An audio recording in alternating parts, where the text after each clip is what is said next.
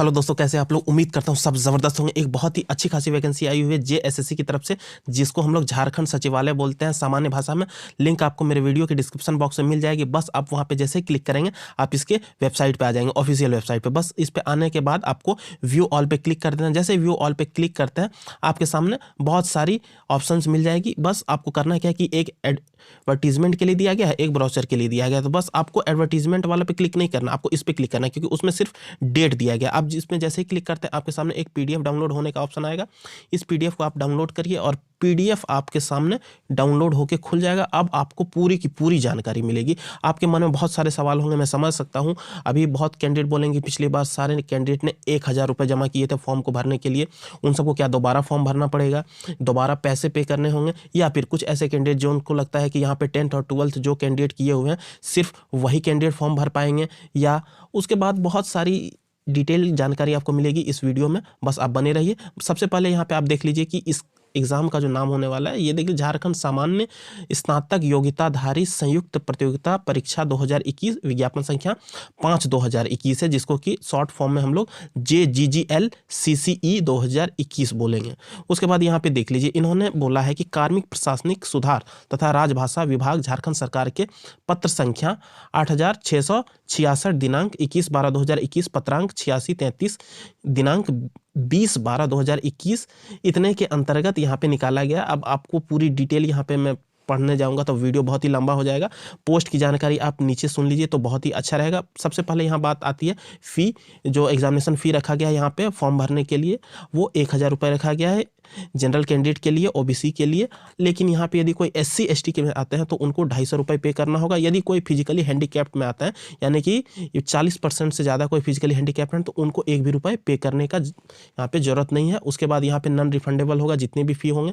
और यदि कोई जनरल कैंडिडेट या ओबीसी के कैंडिडेट SC ST वाले कैंडिडेट का फ़ी पे कर देते हैं तो उनका एप्लीकेशन यहाँ पे रद्द कर दिया जाएगा। उसके बाद यहाँ पे आप देख लीजिए, जो कैंडिडेट 2019 में फॉर्म को भर दिए थे उनको यहाँ पे दोबारा यहाँ पे परीक्षा शुल्क देना नहीं होगा। लेकिन नए आवेदन में वे पहले जो रजिस्ट्रेशन नंबर और डेट ऑफ बर्थ जो डाले थे उनको यहाँ पे डाल के फिर से दोबारा फॉर्म को सबमिट करना होगा। ये तो हो गई फ़ी की बात। अब आइए यहाँ पे बात होती है कितनी पोस्ट और कितने कितने वैकेंसी आई हुई है। तो यहाँ पे देख लीजिए सहायक प्रशाखा पदाधिकारी असिस्टेंट सेक्शन ऑफिसर जिसको बोलते हैं, यहाँ पे देख लीजिए टोटल जो वैकेंसी है 384 है। यहाँ पे अनरिजर्व कैटेगरी की, यहाँ पे जनरल कैटेगरी की 163 है, अनुसूचित जनजाति की ST कैटेगरी की यहाँ पे 48 सीट है, अनुसूचित जाति की यहाँ पे 51 सीट है। उसके बाद अत्यंत पिछड़ा वर्ग यहाँ पे 45 सीट है। उसके बाद यहाँ पे आप देख लीजिए पिछड़ा वर्ग अनुसूची 2 इसकी 39 वैकेंसी है। उसके बाद EWS कैंडिडेट के लिए यहाँ पे 38 वैकेंसी है। टोटल यहाँ पे 384 हो गई। उसके बाद यहाँ पे आप देख लीजिए अलग अलग कैटेगरी के महिलाओं के लिए, खेलकूद कोटा के लिए, कम दृष्टि के लिए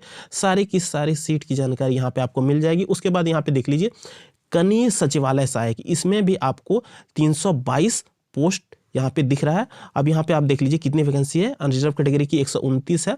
उसके बाद देख लीजिए ST कैटेगरी की यहाँ पे 84 है, SC की 32 है। उसके बाद अत्यंत पिछड़ा वर्ग की यहाँ पे 26 सीट है। उसी तरह से आप देखिएगा तो यहाँ पे देख लीजिए प्रखंड आपूर्ति पदाधिकारी, इसमें भी 245 सीट है। अलग अलग कैटेगरी के लिए यहाँ पे सीट की जानकारी दी गई है। उतना डिटेल आप देख सकते हैं। यदि मैं पढ़ूंगा तो वीडियो बहुत ही लंबा हो जाएगा, अब उसका कोई औचित्य नहीं बनता। अब यहाँ पे देख लीजिए प्लानिंग असिस्टेंट की जो सीट की जानकारी है यहाँ पे दी गई, टोटल 5 सीट है। उसके बाद आप थोड़ा सा और नीचे आएंगे तो यहाँ पे आप देख लीजिए इन्होंने यहाँ पे ये भी बता के रखा है कि कितनी सैलरी मिलेगी। यहाँ पे देख लीजिए सहायक प्रशाखा पदाधिकारी, इनका जो ये है अराजपत्रित, यहाँ पे नॉन गेजेटेड है। देख लीजिए पे मैट्रिक्स लेवल 7 के हिसाब से 44,900 से लेके 1,42,400 तक की रखी गई है। कनीय सचिवालय सहायक, यहाँ पे पे मैट्रिक्स 19,900 से 63,200 तक। उसके बाद यहाँ पे प्रखंड आपूर्ति पदाधिकारी, यहाँ पे मैट्रिक्स है 35,400 से लेकर के 1,12,400 तक। उसके बाद प्लानिंग असिस्टेंट जो कि समूह ग, उसके बाद पे मैट्रिक्स है 29,200 से लेके 92,300 तक का। यहाँ पे मिनिमम एलिजिबिलिटी क्राइटेरिया रखी गई है, न्यूनतम शैक्षणिक योग्यता किसी भी मान्यता प्राप्त विश्वविद्यालय से स्नातक यानी कि ग्रेजुएट या फिर उससे इक्विवेलेंट कोई भी डिग्री है। यदि कोई बीटेक किए हुए हैं, BBA किए हुए हैं, सारे के सारे कैंडिडेट यहाँ पे इस फॉर्म को भर सकते हैं। लेकिन यहाँ पे डेट के बारे में बता दिया कि वैसे कैंडिडेट जिनका सर्टिफिकेट या फिर जो पास कर गए हैं इस फॉर्म भरने की जो अंतिम तिथि है उससे पहले वो इस फॉर्म को भर सकते हैं। उसके बाद यहाँ पे देख लीजिए इन्होंने वैसा ही कहा है कि झारखंड में अवस्थित मान्यता प्राप्त शैक्षणिक संस्थान से मैट्रिक इंटरमीडिएट जो कैंडिडेट किए हैं वो इस फॉर्म को भरेंगे। और यहाँ पे जो लोकल लैंग्वेज है जो इसमें मेंशन्ड है उसका ज्ञान उनको होना चाहिए। और जितनी भी यहाँ पे इससे शर्तें हैं वो प्रारंभ में जो दी गई थी वही शर्त को ये लोग रखे हुए हैं, कोई बदलाव ज़्यादा नहीं किए हैं।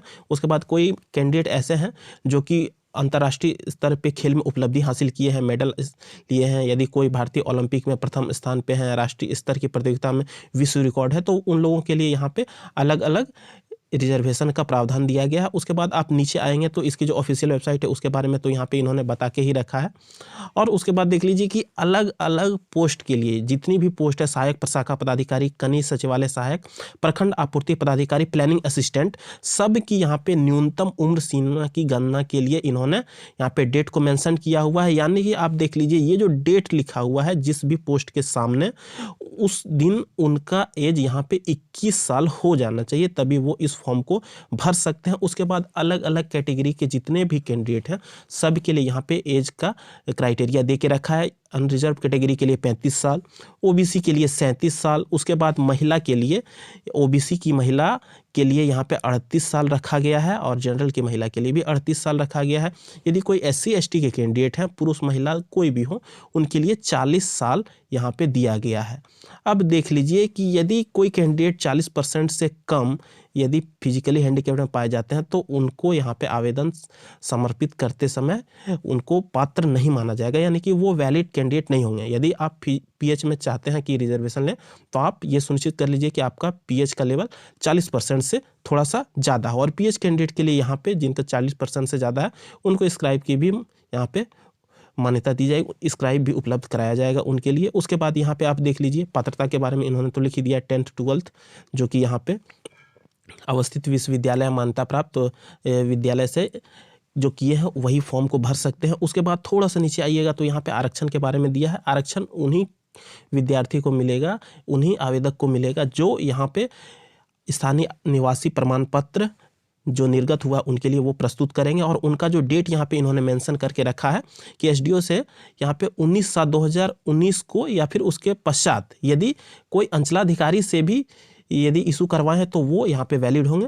उसके बाद यहाँ पे देख लीजिए जाति प्रमाण पत्र, इसमें भी इन्होंने डेट मेंशन करके रखा है कि 25/2/2019 को SDO से या फिर उसके पश्चात अंचलाधिकारी से यदि कोई इशू किए हुए हैं तो उनका अभी चल जाएगा। उससे पहले यदि कोई SDO के हैं तो उनका भी चल जाएगा, लेकिन इस डेट के पश्चात यदि कोई भी कैंडिडेट ऐसे हैं जिनका अंचलाधिकारी से, सर्किल ऑफिसर से भी यदि इशू है तो उनको भी भरते समय कोई दिक्कत नहीं होगा।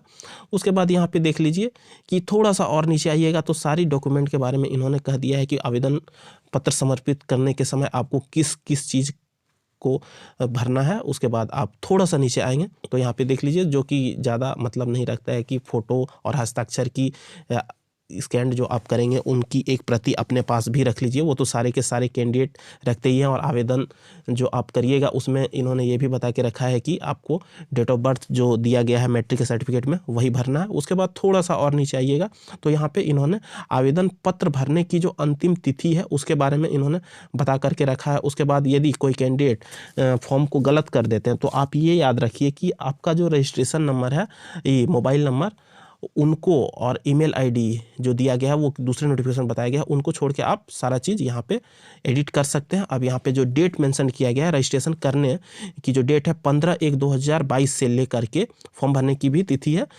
14 फरवरी 2022 तक रखी गई है। उसके बाद कोई कैंडिडेट यदि फ़ी पेमेंट करना चाहते हैं, थोड़ा लेट हो जाता है तो 16 फरवरी 2022 तक वो फ़ी पेमेंट कर सकते हैं। उसके बाद प्रिंट आउट और फोटो और हस्ताक्षर करने की जो तिथि है अपलोड करने की वो 18 फरवरी 2022 तक रखी गई है। उसके बाद 19/2/2022 से लेकर के 21/2/2022, जी हाँ 19 फरवरी 2022 से 21 फरवरी 2022 तक कोई कैंडिडेट यहाँ पे एडिट कर सकते हैं फॉर्म को। अब यहाँ पे इन्होंने लिखा हुआ है कि आवेदन पत्र में की गई किसी भी अशुद्ध प्रविष्टि को संशोधित करने के लिए पुनः खोली जाएगी, जिसके माध्यम से वैध अभ्यर्थी ऑनलाइन आवेदन पत्र की अशुद्धियां संशोधित करेंगे। छूट सहित परीक्षा शुल्क भुगतान करने की स्थिति में शुद्धिकरण का दावा परीक्षा शुल्क भुगतान की राशि तक ही सीमित रहेगा।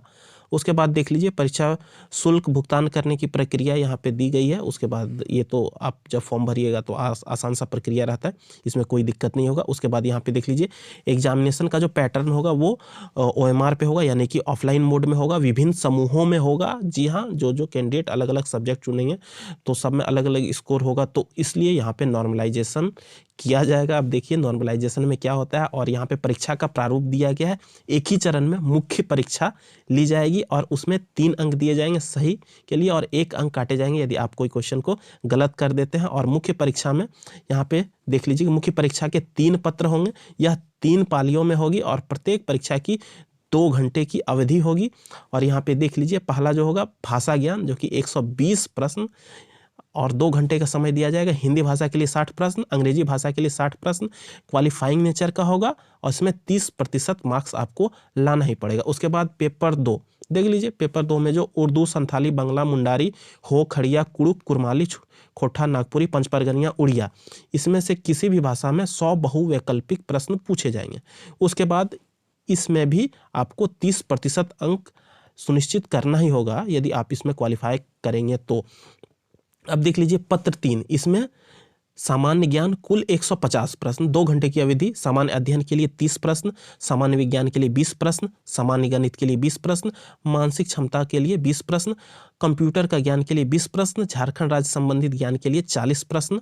उसके बाद यहाँ पे देख लीजिए इसमें भी इन्होंने 30% अंक को सुनिश्चित कर दिया है कि उतना आपको स्कोर करना ही होगा, तभी आपका कॉपी चेक होगा। और यहाँ पे इन्होंने ये भी दिया हुआ है कि मेरिट जो बनेगा, पहला वाला जो पेपर हो गया ये तो क्वालिफाइंग का हो गया, लेकिन जो दूसरा वाला पेपर है और तीसरा वाला पेपर है इसी से मेरिट बनेगा और आपको स्कोर करना होगा ये दोनों सब्जेक्ट में, ये दोनों पालियों में अच्छा से अच्छा। उसके बाद आप देख लीजिए कि ठीक नीचे और आइएगा तो यहाँ पे इन्होंने अलग अलग सब्जेक्ट के सिलेबस के बारे में यहाँ पे चर्चा किया हुआ, वो आप डिटेल में देख लीजिएगा। लिंक आपको मेरे वीडियो के डिस्क्रिप्शन बॉक्स में मिल जाएगी।